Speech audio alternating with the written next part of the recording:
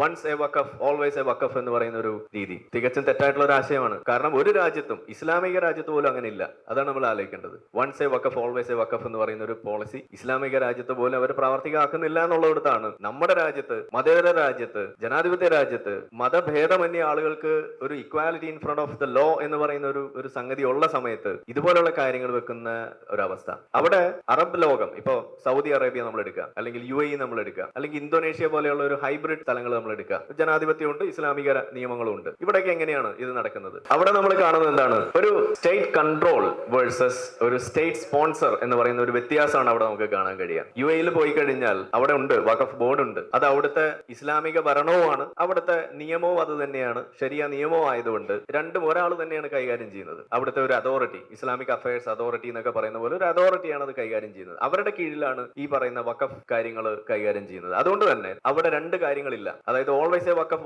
Once a waqf always a waqf എന്നൊക്കെയുള്ള രീതിയിലുള്ള കാര്യങ്ങളൊക്കെ തത്വത്തിലുണ്ടെങ്കിലും സ്റ്റേറ്റിന് തീരുമാനിക്കാം അത് എന്തിനൊക്കെ ഉപയോഗിക്കാം എന്നുള്ള രീതിയിൽ. കാരണം അത് അൾട്ടിമേറ്റ്ലി ആ രാജ്യത്തിന്റെ സ്വത്തായിട്ട് തന്നെയാണ് അവിടെ കിടക്കുന്നത്. അതേപോലെ അത് വെച്ചുകൊണ്ട് കമ്മ്യൂണിറ്റീസ് തമ്മിൽ, ആളുകൾ, വ്യക്തികൾ തമ്മിൽ, അല്ലെങ്കിൽ സ്റ്റേറ്റ് വേഴ്സസ് വഖഫ് ബോർഡ് എന്നുള്ള രീതിയിൽ പരാതികൾ നമ്മൾ ഇവിടെ കാണുന്ന പോലെ അത്തരം രാജ്യങ്ങളിൽ ഒരു കോൺഫ്ലിക്റ്റ് വരുന്നില്ല പലപ്പോഴും. കാരണം അനിയന്ത്രിതമായ പവർ വെച്ചു കൊടുത്തുകൊണ്ട് ഏതെങ്കിലും സ്വകാര്യ വ്യക്തിയുടെ സ്ഥലം കയ്യേറുന്ന ഒരു അവസ്ഥയൊന്നും അത്തരം രാജ്യങ്ങളിൽ ഇല്ല.